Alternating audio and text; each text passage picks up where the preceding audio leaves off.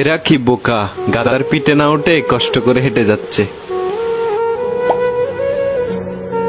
লোকটা কি স্বার্থপর, নিজে আরাম করে বসে চড়ে যাচ্ছে আর বউটাকে হাঁটাই নিয়ে যাচ্ছে। এদের কি একটুও দয়া মায়া নাই? হাতি সমান দুইটা মানুষ সামান্য একটা গাধার উপরে উঠছে।